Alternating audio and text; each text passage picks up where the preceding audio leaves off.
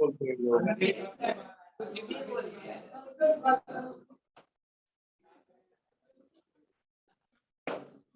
चलो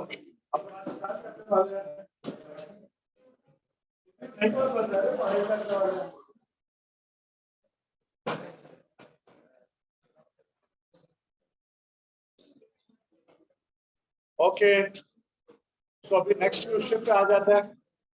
सुबह हम लोगों ने कहां तक किया था? Composition of two SHFs. Positive बेटा आपका आज पॉजिटिव छुट्टी बिठाए आपको बताना पड़ेगा। आप उनके दोस्त हो ना? नहीं हो? आज से दोस्त छुट्टी तरह नाम बोल। वर्षा बेटा, वर्षा फ्रेंड। चल उसको बता उसको सब बता बेटा, जो उसको नया लगेगा उसको। सब सुन रहे हैं? Write down question, write down. मेरे को जहां तक याद है हम लोगों ने कंपोजिशन ऑफ टू एसएचएम्स खत्म किया था, बराबर है। अभी हमको पढ़ना सिंपल पेंडुलम के बारे में। तो क्वेश्चन लिखो सब लोग जल्दी।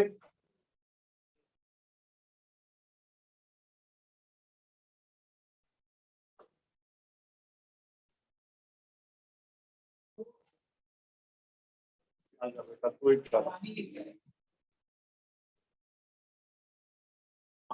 रहा है बच्चा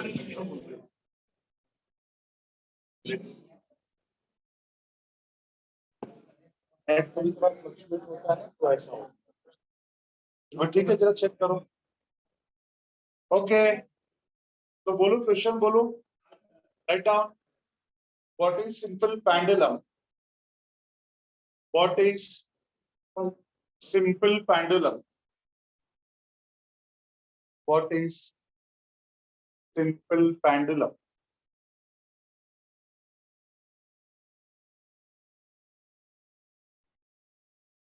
show that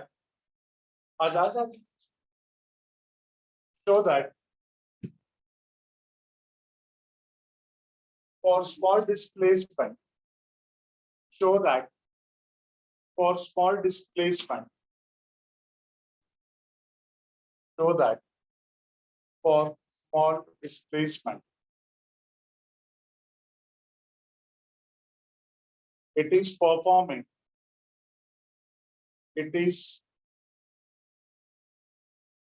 performing linear SHM. It is performing linear SHM.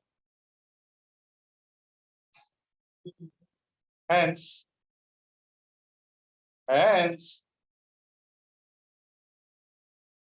find expression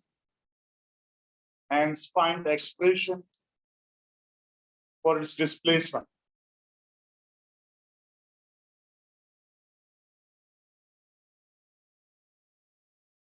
नहीं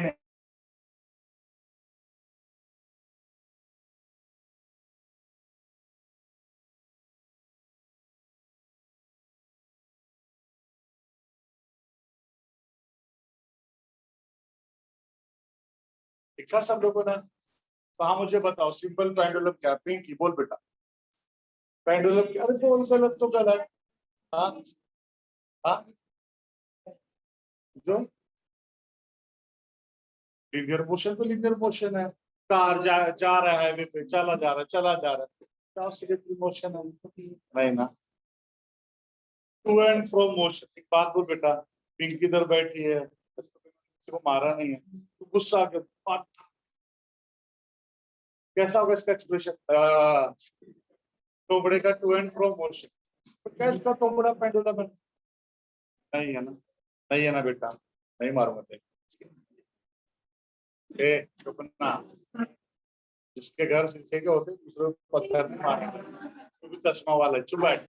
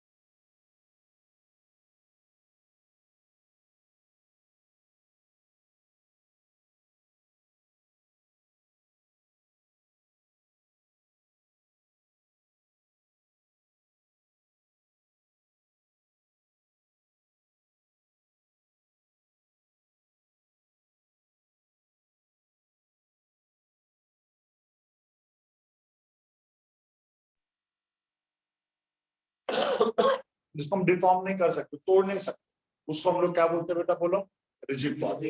तो बॉब के साथ ये वाला एंड अटैच्ड होना चाहिए और दूसरा एंड रिजिड सपोर्ट के साथ ऊपर, और ये bob to and fro motion करना चाहिए ऐसे। अगर ये टू एंड फ्रो मोशन करेगा तो इसको बोलेंगे सिंपल पेंडुलम।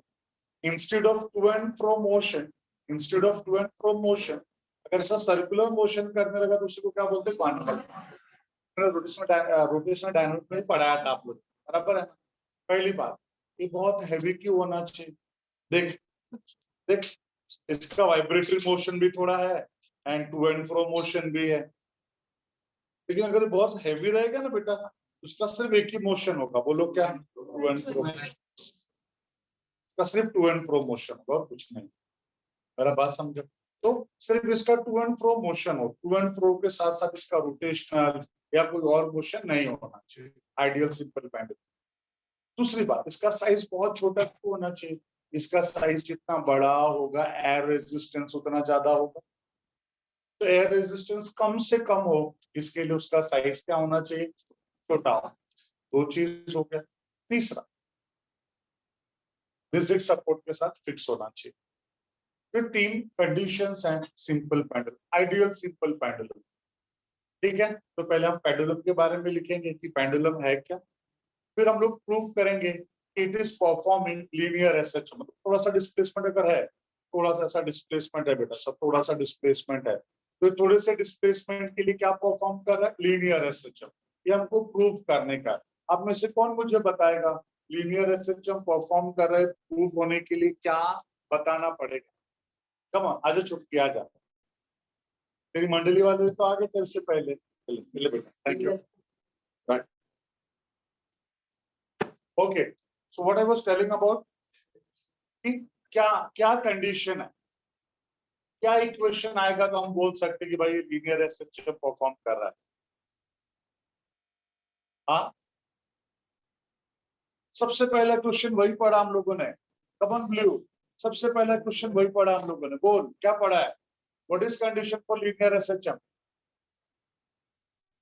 कौन सा इक्वेशन ना, वो तो डिफरेंशियल इक्वेशन होगा, सबसे basic, force directly proportional to displacement.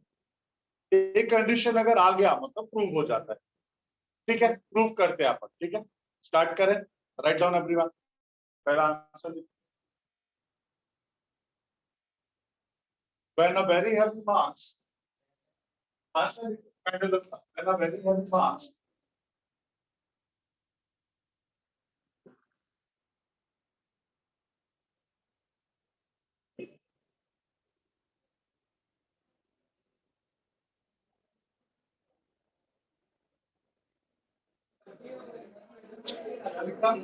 when a very heavy mass called Bob, when a very heavy mass called Bob is suspended, is suspended, is suspended with the help of, the help of,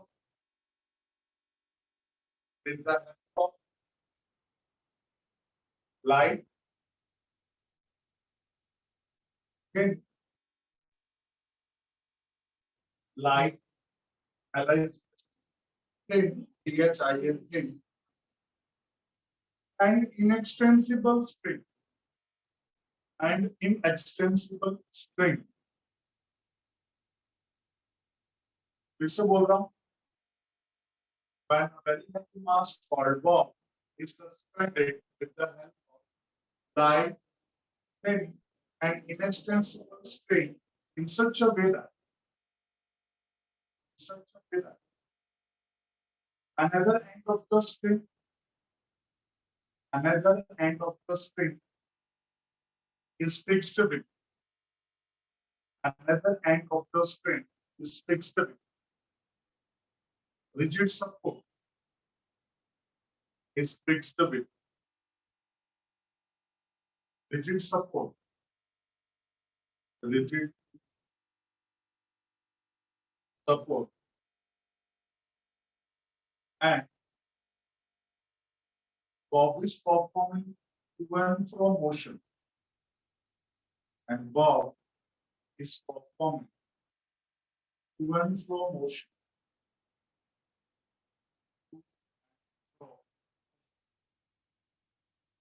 Then it is called equal angle.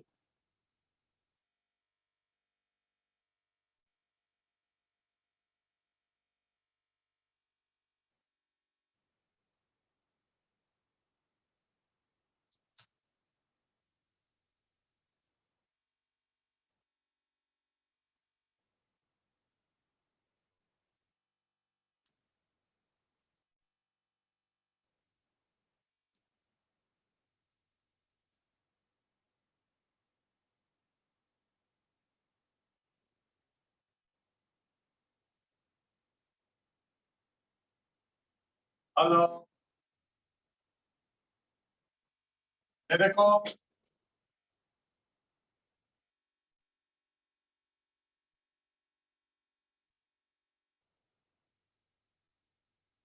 जरूरी है बेटा बोलना थोड़ा यहाँ देखो ये हमारा Bob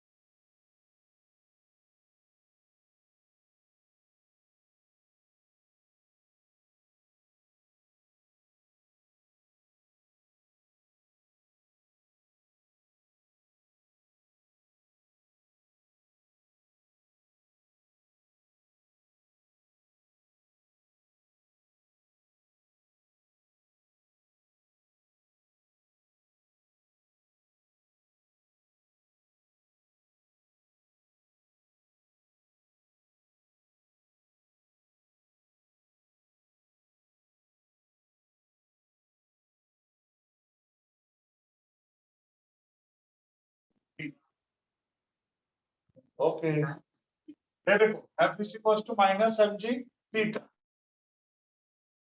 अब चलो सोच के देख बेटा मेरे को चाहिए ये वाला और मेरे पास है ये वाला तो दिमाग लगाओ सोचो थोड़ा क्या ऐसा करेंगे कि यहाँ पे x वगैरह आ जाए माइनस ऑलरेडी है एफ भी ऑलरेडी है सिर्फ इसको लाने का बाकी है x अगर दूसरे साइड x आ गया जाता है ना कि लीनियर एसएचएम परफॉर्म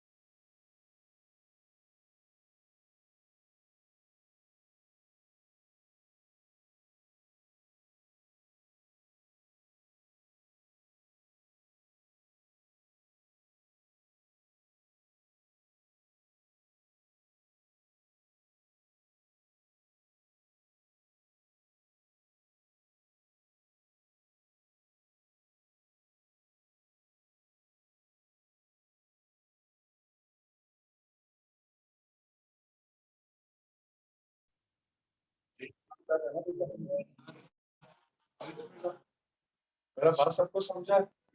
श्योर सबको समझा है? अच्छा एक चीज दिमाग में आया, यहाँ पे हम लोगों ने mg को क्यों रिजॉल्व किया था? क्योंकि मुझे प्रूव करना था कि internal storing force to displacement. तो मेरे को इंटरनल स्टोरिंग फोर्स कौन देगा वो सोचना पड़ेगा। आप सोच के देखो ना बेटा, कौन सा ऐसा फोर्स है जो इस बॉडी को मीन की तरफ लेके आएगा? उसका वेट ही है। वेट नीचे की तरफ एक्ट करेगा, इस पोजीशन पे आ जाएगा। तो इसके लिए वेट को मैंने दो पार्ट में रिजॉल्व। तो पता चला जो mg sin थीटा है ये एक्ट हो रहा है टुवर्ड्स द मीन पोजीशन। तो समझा अभी? मैं क्या बोलते एक बार ईमानदारी से पढ़, ये डायग्राम ड्रॉ कर, ये पूरा छाप ले। इधर लिखना, उसके बाजू में इसको लिख के रखना कि ये फार्मूला कहाँ से आया। एक्चुअली ना इसके बाजू में इसको लिख के रखना ताकि समझेगी कि साइन थीटा क्यों थीटा है, और इसके बाजू में इसको लिख के रखना कि ये फार्मूला कहाँ से आया। क्लियर है सबको?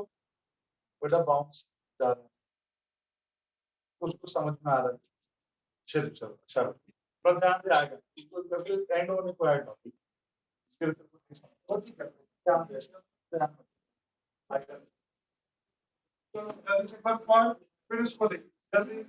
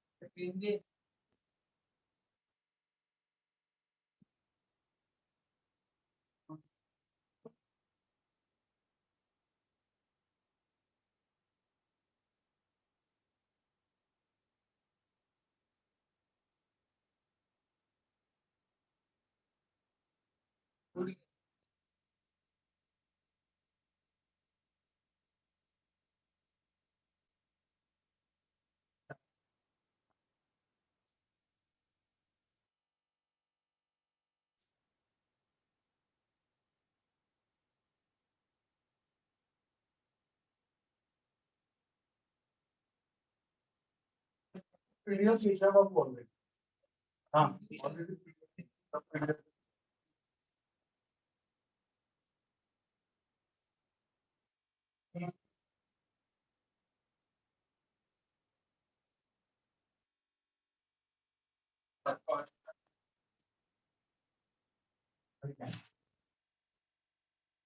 पूरा अच्छा सब दिख रहा है ना?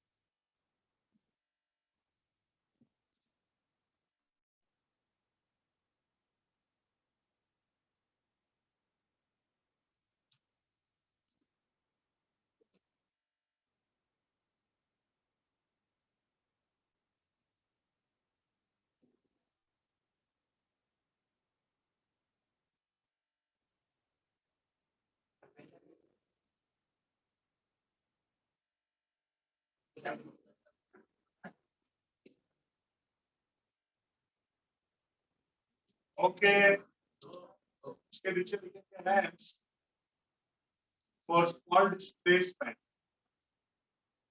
Hands for small displacement, hands for small displacement.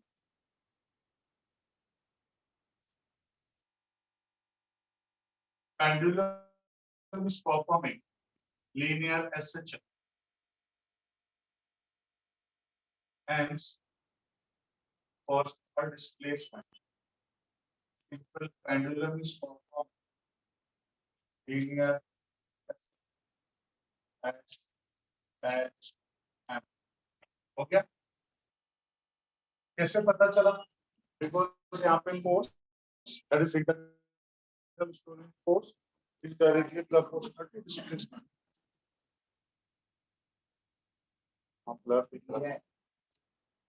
Okay, see अब अगला पार्ट क्या है बोलो, अभी क्या फाइंड आउट करना है? एक्सप्रेशन फॉर टाइम पीरियड आया ना?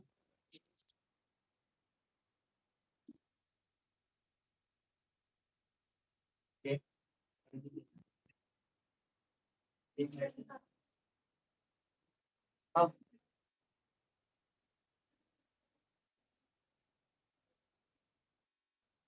जरा जरा बेटा इधर किसी के सामने बैठे इधर आज आ गया बेटा.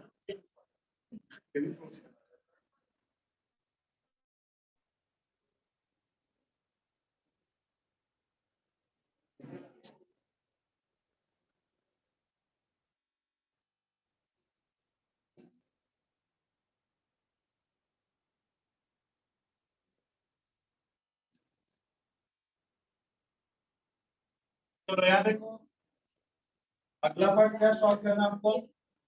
एक्सप्रेशन फॉर टाइम पीरियड कैसे आएगा देखो. एक्सप्रेशन फॉर टाइम पीरियड,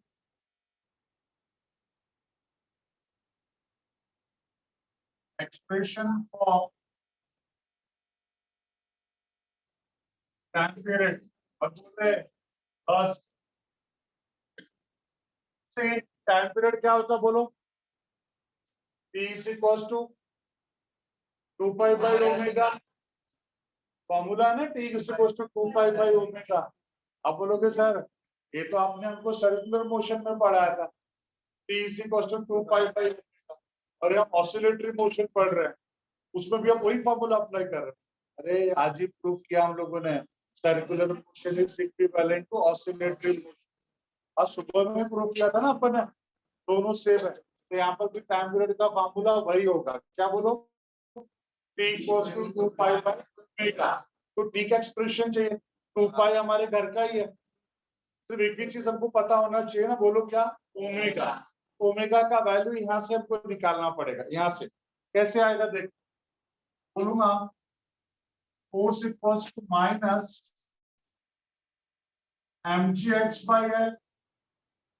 कहां से आया बोलो? अभी फाइंड आउट किया. F equals to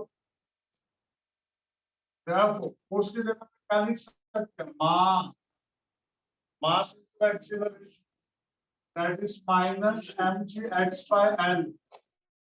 mm cancel, तो a इक्वल्स टू क्या होगा? माइनस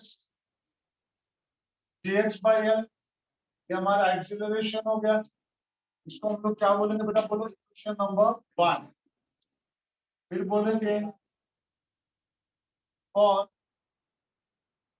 लीनियर SHM हमने पढ़ा a equals to minus omega square x. याद आ रहा है? प्रूफ किया था ना हम लोगों ने, मैंने अभी पढ़ा था हम लोग.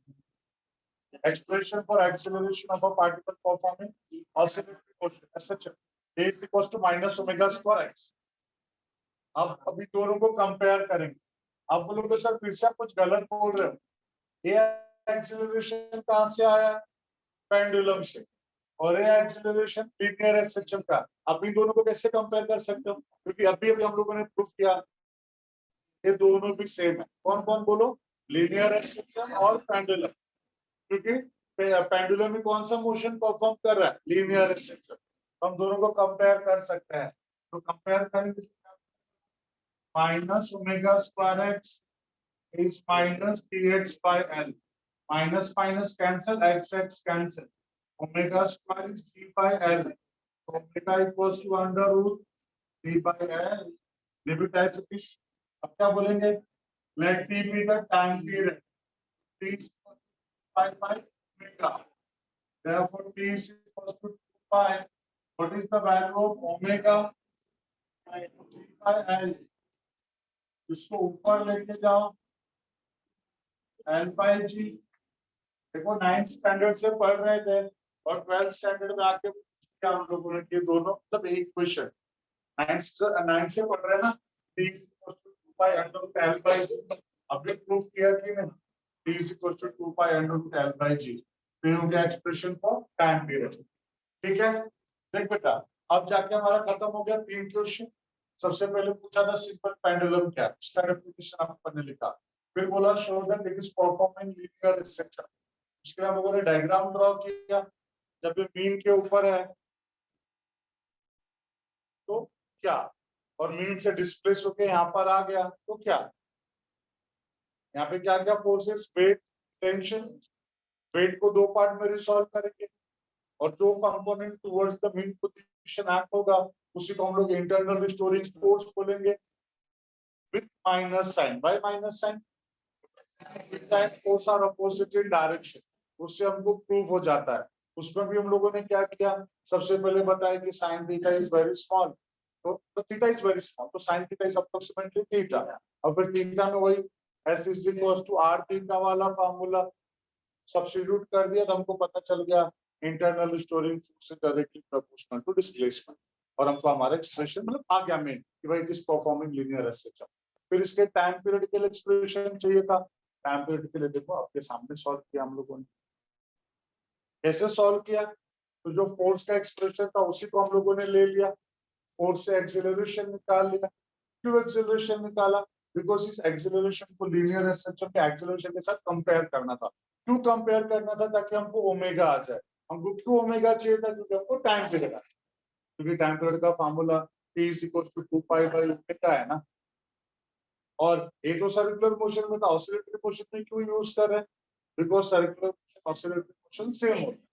कैसे होता है, कैसे इक्विवेलेंट होता है, हम लोगों ने प्रूव किया था। कौन से क्वेश्चन में, लीनियर एस्ट्रक्चर में projection of uniform circular motion of one of the diameter, आज ही किया था ना बेटा हम लोगों ने, याद आया, ये क्लियर हुआ दिमाग में, ये हो गया एक्सप्रेशन। आप लोग इसको भी जल्दी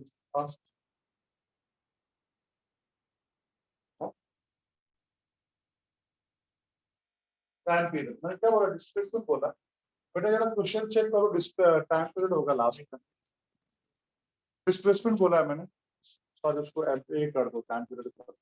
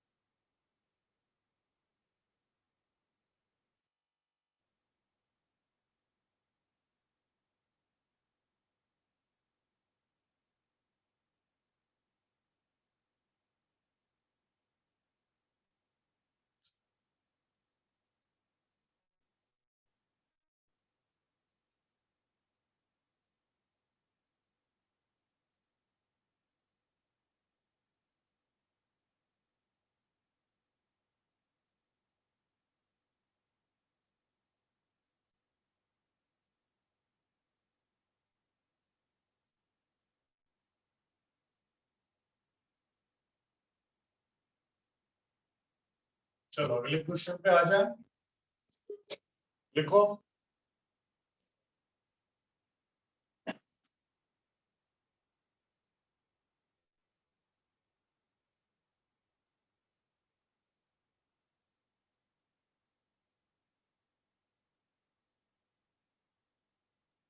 what is seconds pendulum? Second लिखते फिर एस लगा दो बस, seconds. What is seconds pendulum? What is seconds pendulum? Find expression for its length. What is seconds pendulum? Find expression for its length.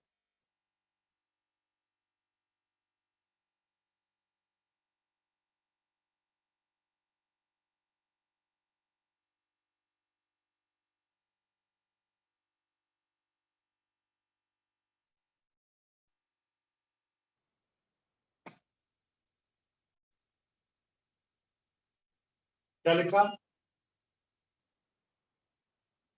What is seconds pendulum?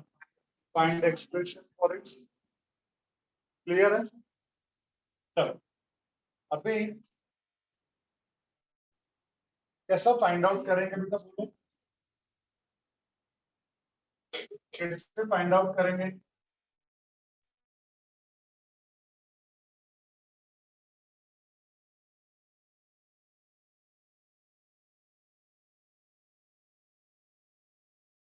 बेटा बोलो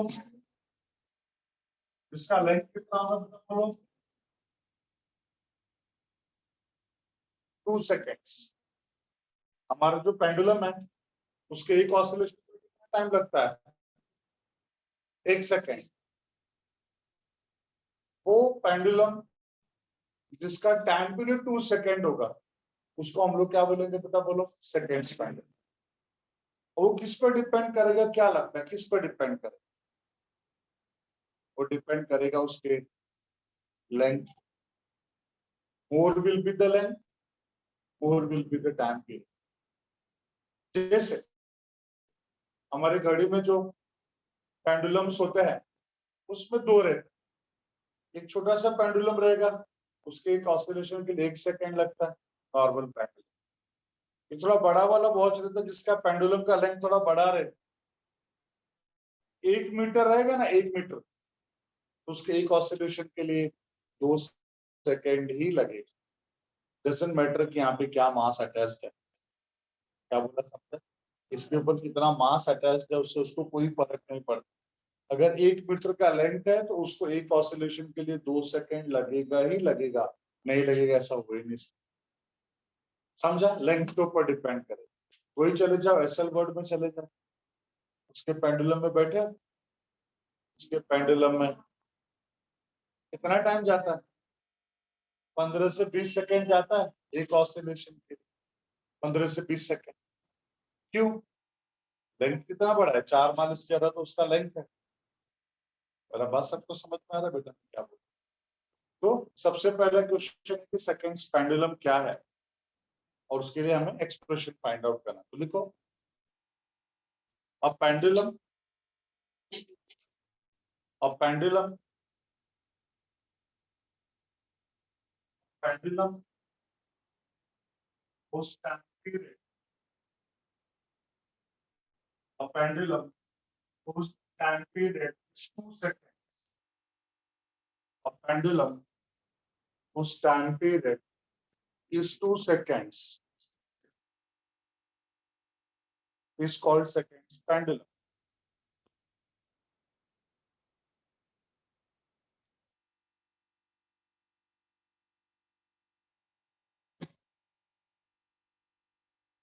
A pendulum whose time period is 2 seconds is called seconds pendulum.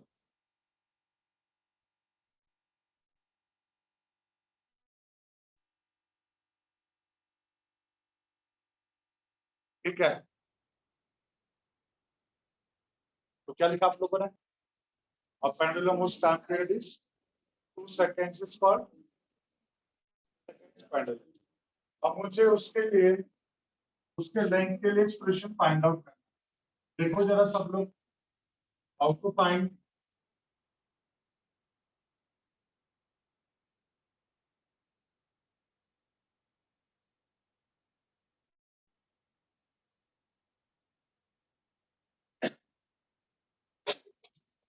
This. हम क्या बोलेंगे, P is equals to 2 pi under root L by G.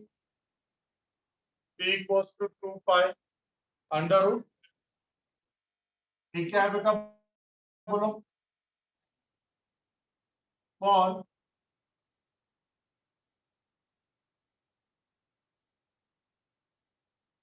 seconds pendulum.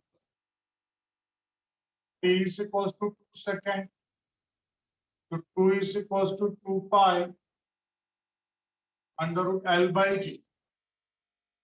2 to 2, 1 equals to pi under root L by G. Squaring करो, pi square L by G, L equals to G upon pi square.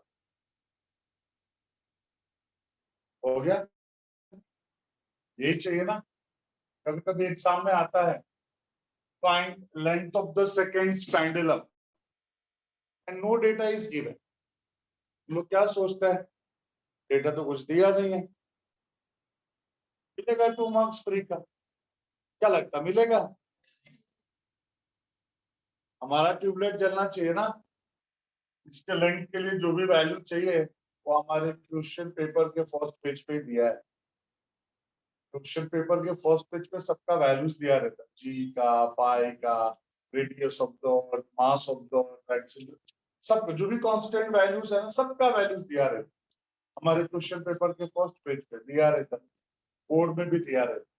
तो हमको हमको पता होना चाहिए ना, हमारे दिमाग का बत्ती चलना चाहिए ना। लेंथ का फार्मूला जी अपॉन पाई स्क्वायर, तो समझा ये हो। अब जी अपॉन पाई स्क्वायर, जी 9.8 फिक्स है, पाई बोले तो 3.14 फिक्स है। इसका बोलेंगे लेंथ भी फाइंड आउट करो, कभी कभी आता है, तो लेंथ कैसा फाइंड आउट करोगे, L equals to g upon pi square, g बोले तो 9.8, 3.14 का square anti log of 9.8 minus 2 log of 3.14, क्या क्या समझा ना। तो एंटी log of 9.8, डेसिमल से पहले एक ही डिजिट है, 1 माइनस 1 0, और 98 का 0 का 0, 9912, इसका वैल्यू होता है माइनस 3.14, डेसिमल से पहले एक ही है 0, 4969, 4969, टू से मल्टीप्लाई भी करना है, उससे अच्छा एक बार और ऐड कर देंगे ना बेटा, ठीक है।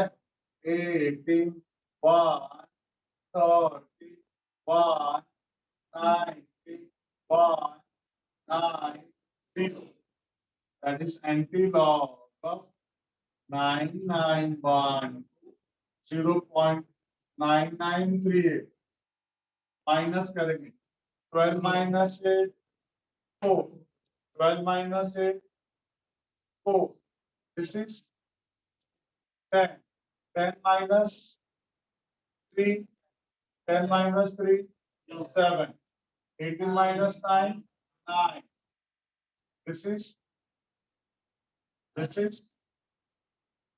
9 R1, पहला, फिर से देख 12 minus 8 बराबर है ना, 12 minus 8 4, यहाँ पे क्या होगा, बराबर है 10 minus 3 7, यहाँ पे क्या बचा बेटा 8, 18 minus 9 9, 8, यहाँ से यहाँ पर आएगा ना 9, यहाँ पे बार, that is 90 log of R1 9974, oh 9974, तो 99 का 7 का 4 बोलो, 9940 decimal after 1 into 10 power minus 1, 0.9940, 0.994, मतलब अप्रोक्स कितना हो गया, 1 मीटर हो गया कि नहीं? तो अगर 1 मीटर का लेंथ होगा, उसका टाइम पीरियड कितना रहेगा बेटा बोलो? याद रहेगा सबको? पक्का सबको याद रहेगा? कौन छात्र कौन छात्र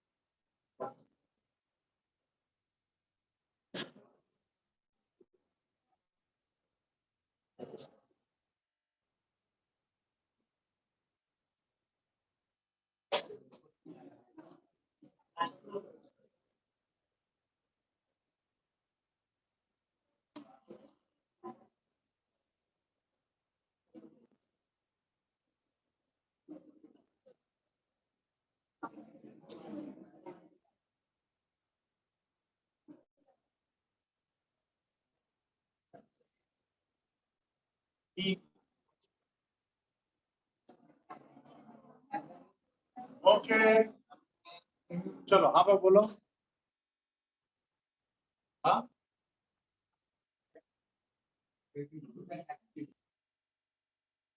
यहाँ पे माइनस आएगा, हाँ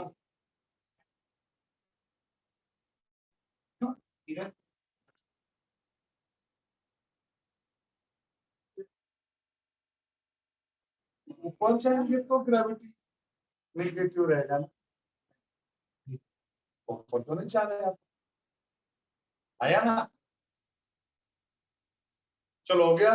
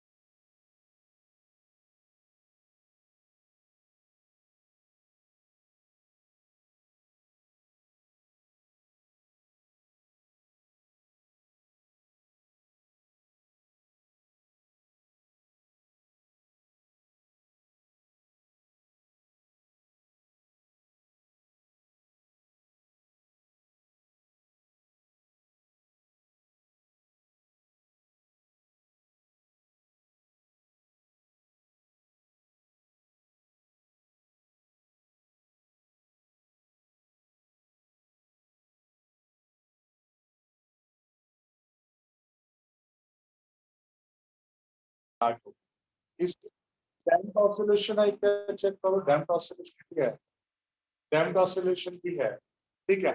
वो डैम्प्ड ऑसिलेशन पढ़ते हैं और फिर हम आ जाएंगे एंगुलर एसएचएम पे कि एंगुलर एसएचएम क्या है, ठीक है। चलो स्टार्ट करें। तो आप पहले ये बताओ लीनियर एसएचएम में क्या क्या पढ़ा हम लोगों ने। लीनियर एसएचएम में हम लोगों ने क्या क्या पढ़ा है। तो लीनियर एसएचएम में सबसे पहले हम लोगों ने क्या पढ़ा। सबसे पहले हम लोगों ने पढ़ा कि लीनियर एसएचएम है क्या, उसका differential equation, hence expression for acceleration, velocity and displacement. फिर हम लोगों ने उनके लिए ग्राफ्स ड्रॉ किए। When particle starts from mean position, when particle starts from extreme position, ऐसे दो ग्राफ हम लोगों ने ड्रॉ किए। फिर हम आगे बेटा ये जो हमारा लीनियर एसएचएम है ये पीरियोडिक मोशन है या नहीं है, ये हम लोगों ने फाइंड आउट किया। इसके बाद हम आ गए kinetic energy, potential energy, total energy of a particle performing linear SHM. उसके बाद हम कहाँ पे आ गए बेटा बोलो। उसके बाद हम लोग आ गए projection of uniform circular motion along one of the diameter base। उसके बाद हम कहाँ पे आ गए कंपोजिशन ऑफ टू एसएचएम। अब उसके बाद तो फिर हमारा ये सिंपल पेंडुलम क्या है, उसके टाइम पीरियड का एक्सप्रेशन और लेंथ का फॉर्म। बस इतना ही था बेटा। तो इस तरह से याद रख सकते हैं, इतना ही है। बट इसमें से पक्का आता है बेटा, बोर्ड्स में आएगा ही आएगा। मैंने बताया ना सबसे ज्यादा वेटेज वाला ए वाला और वेव्स, इन दोनों में से सबसे ज्यादा क्वेश्चंस आने वाले। ठीक है, तो अभी एक बार हम लोग डैम्प्ड ऑसिलेशन पढ़ लेते हैं और उसके बाद आ जाएंगे एंगुलर।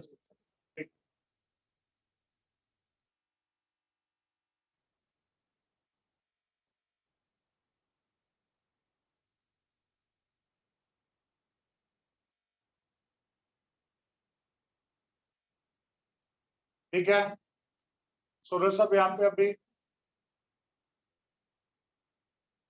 टोपी उठ वहां से उठ, जल्दी भाग भाग, कुछ फर्स्ट पेज ब्लैक बोर्ड सुबह वाली जगह पे, जल्दी कोना पकड़, तो कोने पे रहे, कोना कोना पकड़, कोने पे आया नहीं और बस लास्ट तो बेटा बाहर। ठीक है, मत बोल। सी ये काम करते हैं हम लोग, एक पेंडुलम लेते हैं, टाई कर देते हैं, उसको ऐसा डिस्टर्ब करके छोड़ देते, व्हाट विल हैपन, ऑसिलेट होगा होगा हर ऑसिलेशन में उसका एम्पलीट्यूड थोड़ा कम होगा कम होगा कम होगा और एक ऐसा पॉइंट आएगा जब वो रेस्ट में आ जाए, बराबर है, जब वो रेस्ट में आ जाए। अब काम करेंगे हम लोग, इस रूम में वैक्यूम क्रिएट कर दें, मतलब यहाँ पे एयर को बाहर निकाल दें, इसके हेल्प से, वैक्यूम पंप के हेल्प से, और अब यहाँ पे उसी पेंडुलम को फिर डिस्टर्ब करके छोड़ दें, तो रुक जाएगा थोड़ी देर के बाद, रुकेगा कि नहीं रुकेगा, क्या बात कर।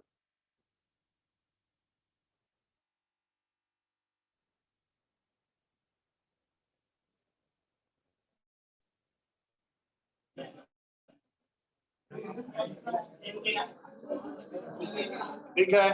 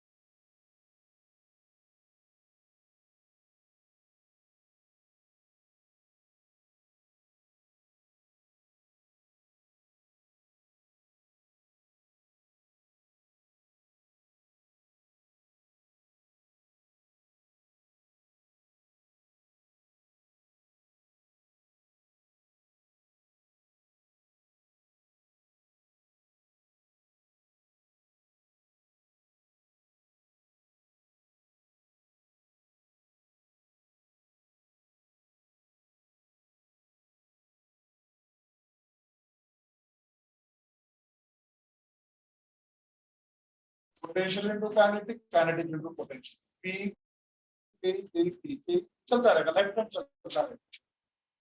बट ये रुकेगा क्यों? बिकॉज इसके ऊपर एक ऑपोजिशन, कौन सा ऑपोजिशन? एयर का ऑपोजिशन। जब एयर उसको अपोज करेगा तो इसके अंदर की जो एनर्जी है,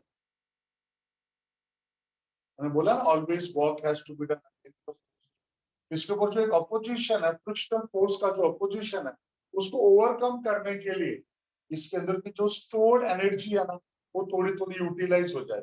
इसके लिए उसके ऑपोजिशन को ओवरकम कर, इसके अंदर का एनर्जी क्या होता जाएगा? यूटिलाइज होता जाएगा। तो फर्स्ट ऑसिलेशन पर एनर्जी यूटिलाइज होगा, सेकंड ऑसिलेशन के लिए ऑपोजिशन को ओवरकम कर और यूटिलाइज होगा। हर ऑसिलेशन में उसका एनर्जी थोड़ा कंज्यूम होता जाएगा, यूटिलाइज होता जाएगा, उसका एनर्जी धीरे धीरे कम होता जाएगा और उसके ऑसिलेशन का एम्पलीट्यूड भी कम होता जाएगा। और एक ऐसा पॉइंट आएगा जो उसका एनर्जी खत्म हो जाएगा, it will come to the rest, called damped vibration. क्या बोलते हैं बेटा? बोलो। Damped vibration. डैम्प्ड वाइब्रेशन जिसका amplitude with respect to the time कम होता जाता है। और अनडैम्प्ड वाइब्रेशन, अनडैम्प्ड वाइब्रेशन जिसका एम्पलीट्यूड कभी भी चेंज नहीं, अनडैम्प्ड वाइब्रेशन। तो यहाँ पे जो एक ऑपोजिशन था, उस ऑपोजिशन की वजह से इसके अंदर की जो स्टोर्ड एनर्जी है वो थोड़ी थोड़ी यूटिलाइज होने लगी और धीरे धीरे उसका एम्पलीट्यूड कम हो गया और finally come to the rest for damped oscillation. But second time जब हम लोगों ने वैक्यूम पंप यूज करके सारे एयर को बाहर निकाल दिया, तो यहाँ पे कोई ऑपोजिशन ही नहीं है। जब ऑपोजिशन नहीं है तो भाई no loss of energy, no loss of energy, भाई पोटेंशियल का काइनेटिक, काइनेटिक का पोटेंशियल, पोटेंशियल का काइनेटिक, लाइफ टाइम चलता रहे। बिकॉज हम लोगों ने पढ़ा ना, energy can neither be created और simply one form of energy converts into another form of energy. तो एनर्जी सिर्फ एक फॉर्म से दूसरे फॉर्म में कन्वर्ट होगा, दैट्स ऑल, लेकिन कभी लॉस नहीं होगा और क्रिएट भी नहीं होगा। तो बेटा वही एनर्जी ट्रांसफर चलता रहेगा और लाइफ टाइम चलता रहेगा, उसको हम लोग बोले। ठीक है, अभी जो डैम्प्ड और अनडैम्प्ड है उसको मैं दूसरा एंगल से भी बताता हूँ। देखो, कोई भी बॉडी को वाइब्रेट करने के लिए फोर्स की जरूरत है। वॉल ये बेटा, जोर से मुक्का मारो, वॉल भी वाइब्रेट होगा। हर बॉडी वाइब्रेट हो, उसको वाइब्रेट करने के लिए फोर्स की जरूरत पड़ती है। किसी भी बॉडी को वाइब्रेट करने के लिए फोर्स की जरूरत पड़ती है। मत बोलो बीच में। पॉइंट ऐसा है, कहते हैं कि when a single force is acting on the body, when all force is acting on the body, it is called as damped vibration या damped oscillation। क्या बोलेंगे? damped oscillation। और नेचुरल वाइब्रेशन भी बोलेंगे इसको, फ्री वाइब्रेशन भी बोलेंगे। तब जब एक ही फोर्स लगेगा तब, when all force is acting, its motion is said to be damped vibration, natural vibration or free vibration. And when a periodic force is acting, it is called forced vibration. जो free vibration होगा, natural vibration होगा, damped vibration होगा, उसका amplitude with respect to the time क्या होता है? कम होता है। लेकिन जो अनडैम्प्ड होगा, जो फोर्स्ड वाइब्रेशन होगा, उसका एम्पलीट्यूड कभी भी कम नहीं होगा। जैसे बेटा ये दोनों नैन में टक्कर कर रहे, कुछ हमारा थाड़ करके थोड़ा ऑसिलेट होगा कि नहीं? तो फिर ऑसिलेट होकर रुक जाएगा। बट अगर मैं चाहता हूँ कि ऑसिलेट ही होते रहे तो देते रहना पड़ेगा with respect to the time, with respect to the time. जब एक फिक्स इंटरवल ऑफ टाइम के बाद अगर हम एनर्जी दे रहे हैं, आई मीन फोर्स अप्लाई कर रहे हैं, तो कौन सा मोशन हो गया? एक ऐसा मोशन जिसमें पीरियोडिक फोर्स इज एक्टिंग। और पीरियोडिक फोर्स एक्ट होगा मतलब वो क्या है? पीरियोडिक मोशन है, फोर्स अप्लाई हो रहा मतलब कौन सा है? अनडैम्प्ड। क्यों भाई? जब उसकी एनर्जी कमी नहीं हो रही है ना। जैसे एनर्जी यूटिलाइज हो गई, दूसरे ऑसिलेशन में फिर एनर्जी दे दिया, फिर एनर्जी देते रह रहे हैं। तो यहाँ पे पीरियोडिक फोर्स अप्लाई हो रहा है, उसको हम लोग क्या बोलेंगे बेटा? बोलो, क्या बोलोगे? अनडैम्प्ड। इसका एम्पलीट्यूड कभी भी कम नहीं होगा। बट एक ही बार फोर्स अप्लाई करके छोड़ दिया तो रुकेगा ही ना, डैम्प। तो जो फ्री वाइब्रेशन है उसी को नेचुरल वाइब्रेशन बोलता है, वही क्या है, डैम्प। और जो फोर्स्ड वाइब्रेशन हो क्या है, अनडैम्प। फ्री वाइब्रेशन कब होगा, जब एक ही फोर्स लगेगा। और अनडैम्प क्या होगा, सॉरी हाँ, अनडैम्प कब होगा, जब पीरियोडिक फोर्स, जिसको फोर्स्ड वाइब्रेशन भी बोलते हैं। ये सबको समझा। बता देख, एक्चुअली पार्ट को फिर से आपको पढ़ाना है, जब मैं वेव्स पढ़ाऊंगा, जब मैं वेव्स पढ़ाऊंगा, ऑसिलेटरी सर्किट्स वगैरह के बारे में पढ़े हो, एक बहुत बड़ा पार्ट है, मतलब 45 मिनट्स तो कम से कम जाएगा इसको सिखाने में। 45 मिनट्स कम से कम जाएगा जब मैं वेव्स पढ़ाऊंगा। आपको बताऊंगा फ्री वाइब्रेशन क्या है, फोर्स्ड वाइब्रेशन और रेजोनेंस क्या है। आज तुम्हारा लाइफ फुल ऑफ रेजोनेंस से कैसे भरा हुआ है। रेजोनेंस सिर्फ नाम सुनना होगा अभी तक, उसका मीनिंग मैं बताऊंगा आप लोगों को। और तुम्हारा पूरा एंटायर लाइफ आज जो है वो रेजोनेंस पे ही चल रहा है। कैसे, वो डिस्कस करेंगे वेव्स टॉपिक। फिलहाल फिलहाल मैंने ये 2 चीजें बताया, सबके दिमाग में आया क्या क्या, बेटा बोलो। Free vibration, post vibration. Free vibration को क्या बोलते हैं, नेचुरल वाइब्रेशन। पोस्ट वाइब्रेशन को फोर्स्ड वाइब्रेशन बोलते हैं। वो कब होगा, जब पीरियोडिक फोर्स अप्लाई होगा। फ्री वाइब्रेशन कब होगा, जब एक फोर्स लगेगा, एक ही फोर्स लगेगा। याद रहेगा सबको। इसको लिख लो पहले, अपने ओन वर्ड्स में लिख लो, फिर मैं बताता हूँ। इसको जो भी इसको लिखना है, जो दिमाग में आ रहा है, लिखो अपने own words।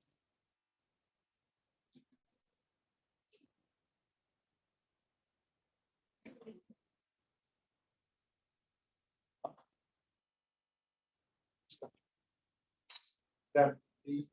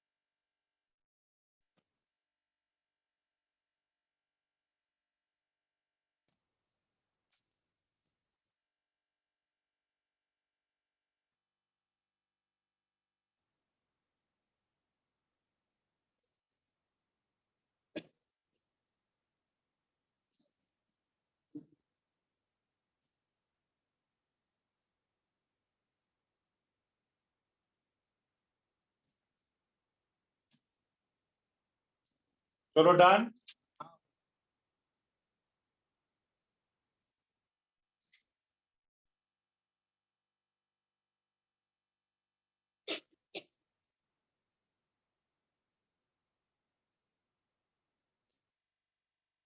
देखो, आपके बुक में ना 2 छोटे छोटे पॉइंट्स दिए हुए हैं, डायग्राम भी दिया हुआ है, चेक करो सब लोग। आ जाओ जीटीपी में, चलो जीटीपी ओपन करो। जीटीबी ओपन किया,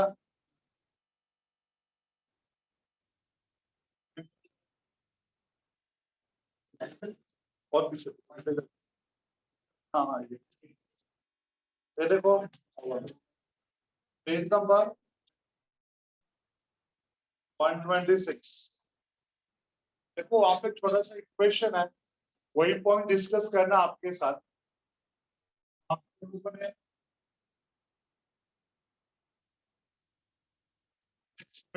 स्ट्रक्चर दिया है, वाटर के अंदर ऐसा प्लेस किया हुआ है, बराबर है। See, इसको इस वाटर के अंदर ऑसिलेट कर रहा है, क्यों? ये जो वेन है ना बेटा, वेन जो लिक्विड के अंदर मूव हो रहा है, सीधी सी बात है, उसके ऊपर एयर का ऑपोजिशन होगा, सॉरी एयर का तो लिक्विड का ऑपोजिशन होगा कि नहीं, विस्कस फोर्स होगा कि नहीं उसके ऊपर, तो उसके ऊपर कितना फोर्स होगा, टोटल क्या फोर्स होगा, उसका इक्वेशन है। तो लोगों ने ऐसा बोला है कि वेन का जो मोशन है उसके ऊपर दो फोर्सेस एक्ट हो रहा है इस पूरे मोशन में। एक तो हमारा internal restoring force which is directly proportional to displacement and opposite direction, F equals to minus kx. Yes, ये समझो F1 है, पहला फोर्स है, ये पहला फोर्स। ये तो ऑब्वियस है, जब लीनियर एक्सेप्शन हो रहा है फोर्स तो रहेगा ही रहेगा। F is directly proportional to x and minus n indicates that it is opposite in nature. F is equals to minus। दूसरा F2 क्या होगा बेटा? F2 it is directly minus v, it is directly proportional to minus v। v क्या है? Velocity. इसमें क्या है बेटा? ये तो मैंने लास्ट वाले टॉपिक में भी डिस्कस किया था, फिर से बता रहा हूँ। बोला था ना, जो बॉडी जितना फास्ट मूव होता है उसके ऊपर उतना ज्यादा ऑपोजिशन होता। याद आ रहा है? क्या एग्जांपल दिया था, जरा बताओ तो मैं समझूं कि तुमको याद है। जो बॉडी जितना फास्ट मूव होता है उसके ऊपर उतना ज्यादा ऑपोजिशन होता है। क्या एग्जांपल दिया था? हाँ, बिल्डिंग का एग्जांपल। आज अपने घर पे जाओगे, 7th फ्लोर तक आज सीढ़ियों पे नॉर्मल स्पीड से जाओगे। सेकेंड टाइम ये तो लिफ्ट से नीचे, और सेकेंड टाइम बॉडी में जितनी ताकत रहेगी उतनी ताकत से भाग के ऊपर जाओ। सेकेंड टाइम तुम एकदम ज्यादा थक जाओगे, फर्स्ट टाइम एकदम नॉर्मल रहोगे, कुछ नहीं। क्यों बेटा? ऐसे 7th फ्लोर का हाइट तो 7th फ्लोर का हाइट है ना, पहले भी और बाद में भी। आपकी बॉडी का वेट भी उतना ही है, पहले भी और बाद में भी। पर सेकेंड टाइम में क्यों थक गए? क्योंकि आप फास्ट भाग रहे थे। आप जितना फास्ट भागते हो आपके ऊपर उतना ज्यादा ऑपोजिशन होता है। मेरा बात सबको समझा? तो जितना फास्ट भागेगा उसके ऊपर उतना ज्यादा ऑपोजिशन। फैक्ट वही मैंने यहाँ पे लिख के दिया है, फोर्स इज डायरेक्टली प्रोपोर्शनल। बेटा देख कैसा है ना, एक सिंपल सी बात बताता हूँ। ये अपना फिजिक्स का वही तो एग्जांपल मैंने दिया था मोशन वाला। दूसरा एग्जांपल भी से देख, अपने अपने मुंबई में हर कैटेगरी के लोग रहते। यहाँ पे 10,000 महीने में भी कमाने वाले लोग हैं, 2 लाख कमाने वाले भी लोग हैं, 10 लाख भी कमाने वाले। वो सब अलग अलग है, मायापुरी है ना अपनी मुंबई, अलग अलग कैटेगरी के लोग हैं। एक सिंपल सी बात बोलो, 18% ले ले। एक जो महीने का 10,000 कमाता, एक जो 2 लाख कमाता, एक 10 लाख कमाता। बेटा मान लो तीनों को एक शर्ट खरीदना है, तो जो 10,000 महीने का कमाता है वो किधर जाएगा शर्ट खरीदने? तो नहीं बेटा, मस्त कोई सोमवारी बाजार वगैरह ढूंढेगा, सोमवारी बाजार लगता है, सस्ते का माल मिलता है। मेरा बात सबको समझ पा रहा है बेटा मैं क्या बोल रहा हूँ? वो उधर जाकर मंडे मार्केट पे जाके खरीदेगा अपने लिए, है ना। जो 2 लाख रुपया महीने का कमाता है या जो 10 लाख कमाता है, वो लोगों को तो उधर जाना पाप है, उधर जाना भी पाप है, ऐसा है। बेटा जो 2 लाख रुपया कमाता है वो सीधी सी बात है, वो ऐसा कहीं से भी नहीं लेगा, वो उससे अच्छे से शोरूम में जाएगा और अपने लिए शर्ट खरीदेगा। और जो मत बोलना था, मैं बोलता हूँ, तू आके बोल, मैं चुप बैठ। और तीसरा, जो 10 लाख कमाता है वो तो शोरूम में भी नहीं जाएगा, वो किसी बहुत बड़े मॉल में ही जाके खरीदेगा। सी वही शर्ट जो तन ढकने का काम करता है, तो सोमवारी बाजार में जाएगा तो 200, 150, 250 में खरीदेगा, वही वहां पे जाएगा तो 2,500-3,000 में खरीदेगा, और वही बड़े से शोरूम में जाके 8,000, 10,000 में खरीदेगा। बेटा देख, मानो या ना मानो, हलाल तो तीनों भी हुए हैं, बकरा तो तीनों बने हैं भाई। कोई उनको जो बेचा होगा अपना नुकसान करके तो नहीं बेचा। लेकिन बेटा कैसा है, जो सोमवारी बाजार में गया वो थोड़ा कम हलाल हुआ है, जो शोरूम में गया है वो ज्यादा हलाल हुआ। सबसे ज्यादा हलाल कौन हुआ है? शोरूम वाला, सॉरी जो बड़े से मॉल में गया है। मेरा बात सबको समझा? तो भाई पॉइंट ऐसा है ना, जो ज्यादा खर्चा, इससे हम लोग बात करते हैं यूएस में जाने का, यूएस में बहुत अच्छी सैलरी है, 15 लाख, 17 लाख, 18 लाख ऐसा सैलरी रहता है। अरे भाई वहाँ पे मेंटेनेंस भी तो वैसे ही रहता है ना, वहाँ पे तो मेंटेनेंस भी वैसे ही है। तो बेटा एक चीज याद रखो, जो बड़े जितना फास्ट मूव होगा, देख जो जितना ज्यादा पैसा कमा रहा है उतना ज्यादा कट रहा है, जितना फास्ट मूव हो रहा है उतना ज्यादा अपोजिशन। तो this force is directly proportional to minus B. Minus B क्यों बेटा? क्योंकि अपोज कर, यहाँ पे क्या लिख सकते हैं, F2 equals to minus B B. Question number 2, A2, तो टोटल फोर्स क्या हो जाएगा? F2 प्लस F1, F2 क्या है? माइनस बी बी, ठीक है, माइनस के, फोर्स को क्या लिख सकते हैं? मा इक्वल्स टू, इसको लिखो plus B B plus K X is equals to 0, F को क्या लिख सकते हैं? D square X D T square, B क्या हो जाएगा बोलो? D X by D T plus X, याद रहेगा सबको? ये तो इक्वेशन उन लोगों ने दिया है ना बेटा, बबलू है। और जो सबसे लास्ट में इक्वेशन दिया है, देखिए यहाँ पे ऑन पेज नंबर 127 पे इधर जो इक्वेशन दिया है ना, x is equals to a e power, दिख रहा है? उसको रट्टा मार लो, उसको रट्टा मार दो, उसका तो डेरिवेशन भी नहीं है, कहते हैं उस इक्वेशन को रट्टा मार लो। और उसके नीचे देख दो दो दो इक्वेशन दिया है, ओमेगा और टाइम पीरियड का, वो रट्टा मार, उसका दूसरा कुछ ऑल्टरनेट नहीं है। और दो क्यों रट्टा मारो, एक ही रट्टा मारो, ओमेगा को रट्टा मार दो, टाइम पीरियड क्या होता है 2 पाई बाई ओमेगा ना, तो तुम डिराइव भी कर सकते हो। मेरा बात सबको समझा? तो कोई क्वेश्चन तुमको रट्टा मारना पड़ेगा। बेटा तुम्हारा टाइम ऑसिलेशन, एक बार बेटा ना उस बुक पे से अच्छे से पढ़ लो प्लीज, जीटीपी निकालो एक बार अच्छे से पढ़ लो, कम ऑन।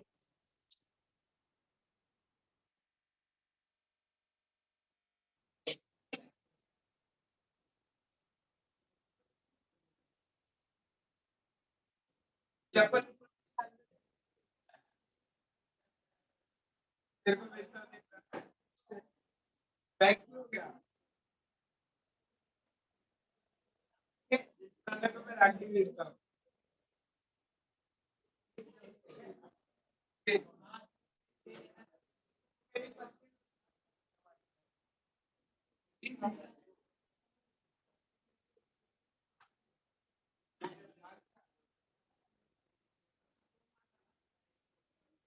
साइड से लेके किसके पे गया?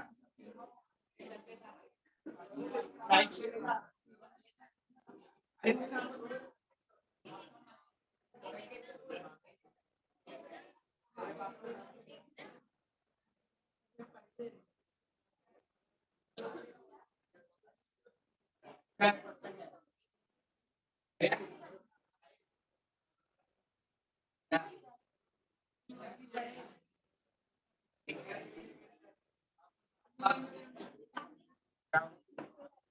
ये ले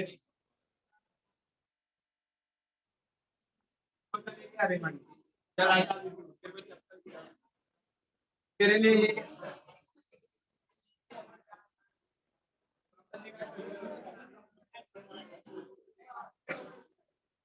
ये तेरा सर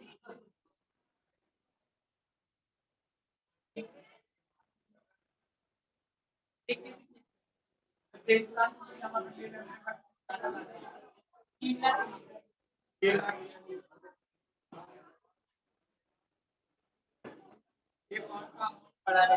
ऐसा जो तो आ जाएगा 20-20 हजार।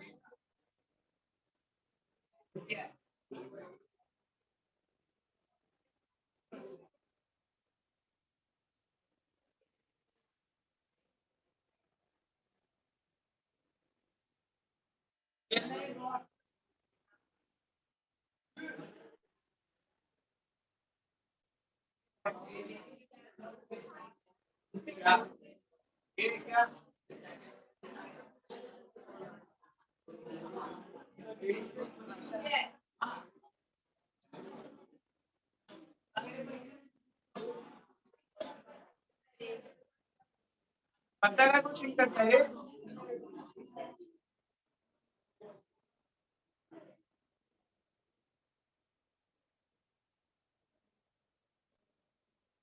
अरे चलो मैं आज शुरू करूँ ना, एक आधा पन भेजा है मेरे को, बता देना अभी तेरे को देख।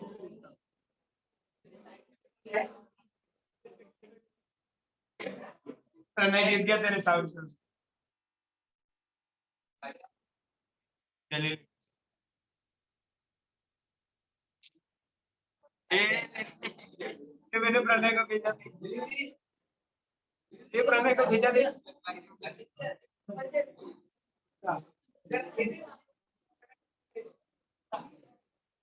वो मेरे को नहीं है, तेरे को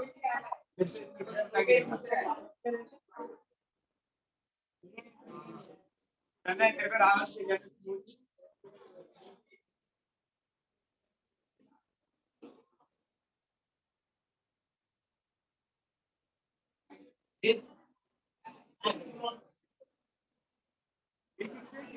अरे ले चला जा अपन शुरू करते हैं।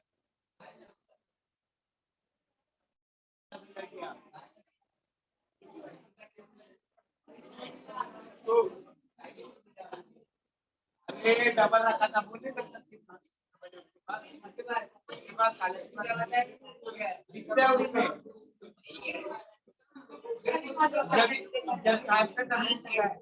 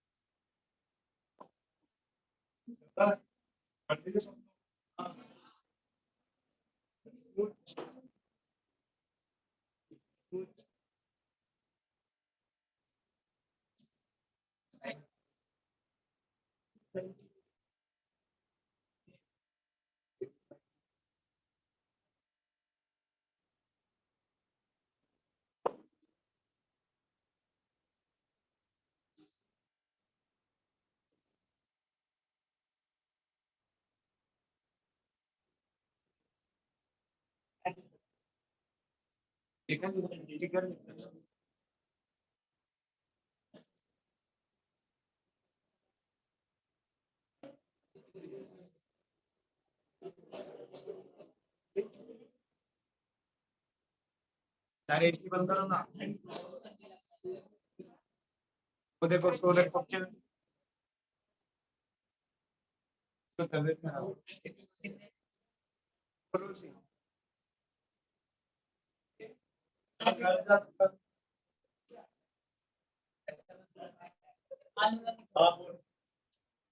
बोलो। अरे कोई कुछ बुला रहा है। चलो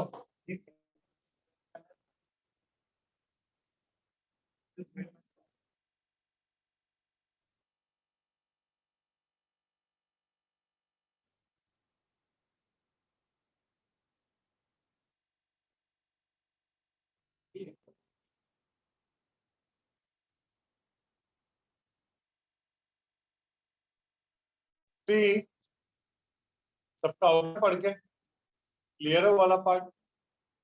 ठीक है, अब इसमें यहाँ पे दो ही चीज बच गई। एक है एंगुलर एसएचएम वाला part, what is angular SHM, find expression for its differential equation.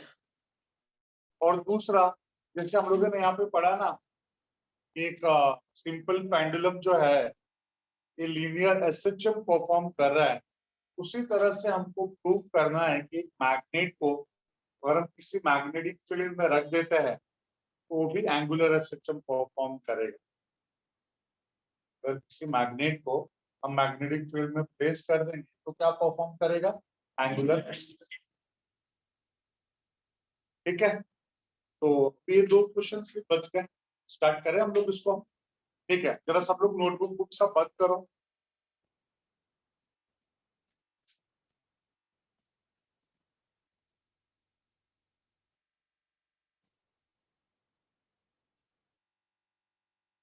सब बुक बंद किए? चलो आप में से कोई मेरे को बताओ, what is condition for linear SHF? Linear SHF का क्या कंडीशन है?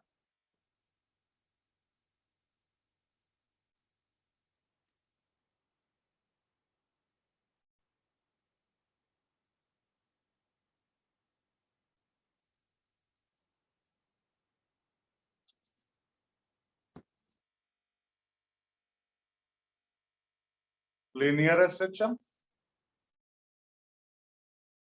Angular SHF. Linear SHF and angular SHF. क्या है लीनियर एसएचएफ? मैंने बोला था आप लोगों को, क्या internal storing force is directly proportional with minus sign. खबर है? What the minus sign indicates? Direction. क्या एग्जांपल दिया था? रबर बैंड का एग्जांपल। एक रबर बैंड है, मेन पोजीशन, उसको थोड़ा स्ट्रेच करो, छोड़ दो, मेन पे ही आ जाएगा। थोड़ा और ज्यादा स्ट्रेच करके छोड़ो, फिर मेन पे आ जाएगा। और ज्यादा स्ट्रेच, मेन पे आ जाएगा। मतलब हम जितना ज्यादा उसको डिस्प्लेस करेंगे, उसके ऊपर उतना ज्यादा इंटरनल स्टोरिंग फोर्स क्रिएट हो रहा है, उसको फिर से मेन पे लेके आने के। हम जितना ज्यादा डिस्प्लेस करेंगे, उतना ज्यादा मेन पे लाने के लिए उसके ऊपर क्या एक्ट होगा?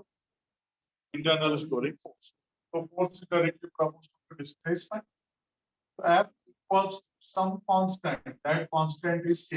F equals to क्या हो गया? K. फिर हम लोगों ने क्या बोला बेटा? दूसरा पार्ट है तो फर्स्ट पार्ट था। सेकेंड पार्ट हम लोगों ने बोला फोर्स, बोले तो मास बाय डेफिनेशन। लेकिन एक्सीलरेशन क्या है? What is acceleration?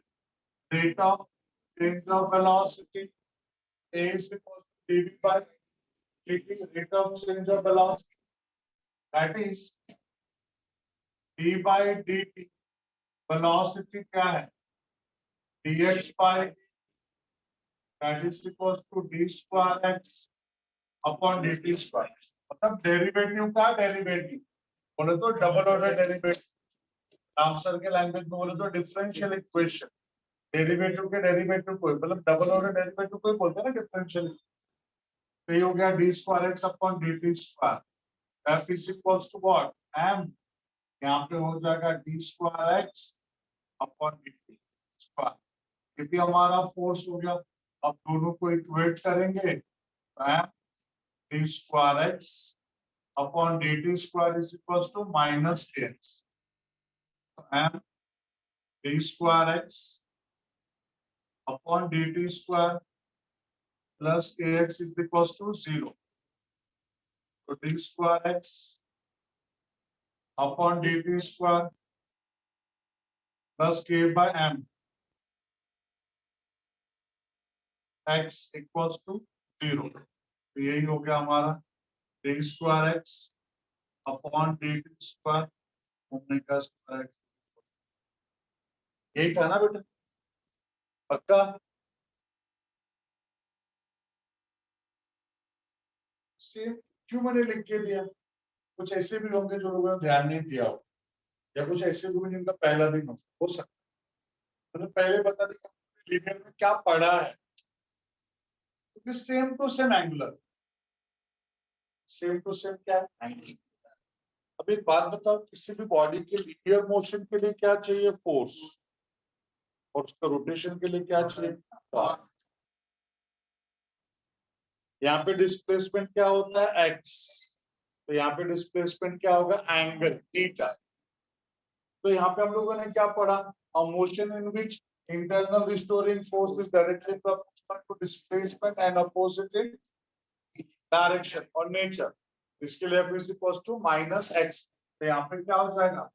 Motion in which internal restoring torque is directly proportional to angular displacement and opposite in direction is called angular acceleration. मतलब एक के साथ एक फ्री, बराबर है, गणपति बप्पा धमाका, एक के साथ एक फ्री, ठीक है। तो f is directly proportional to minus x, तो यहाँ पे क्या होगा, internal torque is directly proportional to angular displacement minus b, तो यहाँ पे क्या लिख सकते हैं, tau is equals to minus cp, tau is equals to minus cp, where is constant called tau by theta ना, called internal, बोलो ना, कांस्टेंट कॉल्ड, क्या वर्ड यूज किया उन लोगों ने, जैसे यहाँ पे हम लोग बोलते थे फोर्स कांस्टेंट, तो आप लोगों ने टॉर्क कांस्टेंट या टॉर्सनल कांस्टेंट क्या वर्ड यूज किया है, सी के लिए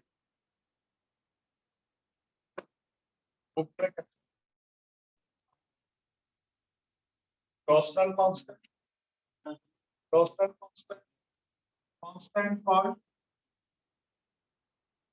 टॉर्सनल कांस्टेंट and define कैसे करेंगे बोलो, and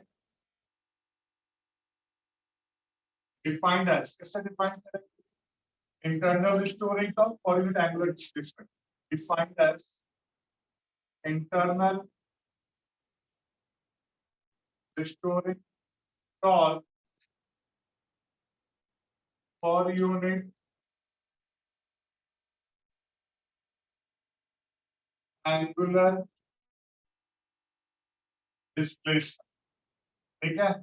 नेगेटिव साइन क्या इंडिकेट करता है, negative sign indicates that tau and theta are opposite in direction, हो गया, but tau is equals to क्या होता है, आई अल्फा, अब ये कहाँ पड़ा है, रोटेशनल में, तो रोटेशनल में नहीं पड़ा, उसको क्या समझ में आएगा, मेरा बात सबको समझ पा रहा है, तो फिजिक्स साइंस साइंस इसके लिए डिफिकल्ट होता है कि पीछे से उसका रिलेशन है, एक क्लास में डांडी मारा तो तुम्हारा टॉपिक है डांडी हो जाए, समझेगा ही, मेरा बात समझा, तो रोटेशन में हम लोगों ने पढ़ा है tau is equal to I, अब यहाँ पे हम बोल सकते हैं since alpha this alpha angular acceleration क्या होगा, rate of change of angular velocity, alpha is equal to rate of change of angular velocity d omega by dt, that is d by dt, what is omega d theta by dt, that is equal to d square theta upon dt, d square theta upon dt square। अब इस value को यहाँ पे रखो, tau equals to I alpha की जगह पे square theta upon dt square, ये हो गया इक्वेशन नंबर 2, ये है equation number 1। From equations 1 and 2 क्या बोल सकते हैं, फ्रॉम इक्वेशंस 1 एंड 2 क्या बोलेंगे बेटा, बोलो, I d square theta square is equals to minus c theta, so d square theta upon dt square plus c upon theta equals to 0, इसी को हम लोग क्या बोलेंगे बेटा, बोलो, d square theta dt square omega square theta equals to 0, और यही हमारा क्या बेटा, बोलो, differential equation of angular rest, जहां पे ओमेगा का वैल्यू क्या होता है upon I under root C upon I, ये सबको समझा बेटा, तो जैसा ये है सेम टू सेम उसके बाजू में लिख के दिया, वैसा ही है, दोनों दोनों सेम ही है, मेरे कहने का मतलब है दोनों exactly the same. Come on, पहले उसको पढ़ लो या पहले लिखो ऐसा, write down.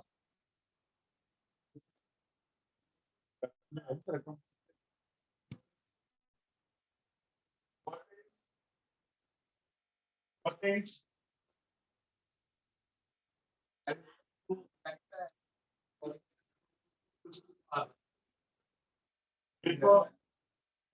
what is angular ascension? What is angular ascension? कौन है ये? अपना कहाँ है तो बोल। What is angular ascension? Find expression for its differential equation. What is angular ascension? Find expression for its equation.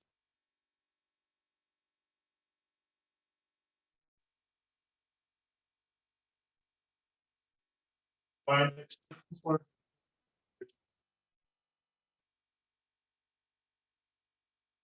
Write down a motion in which a motion in which a motion internal restoring torque, internal restoring torque in body, internal restoring torque acting on body, acting on a body is directly proportional to is directly proportional to is directly proportional angular displacement of the body, angular displacement of the body and opposite in direction and opposite in direction. चलो अब इसको छाप लो, इसको छापो के बोलो।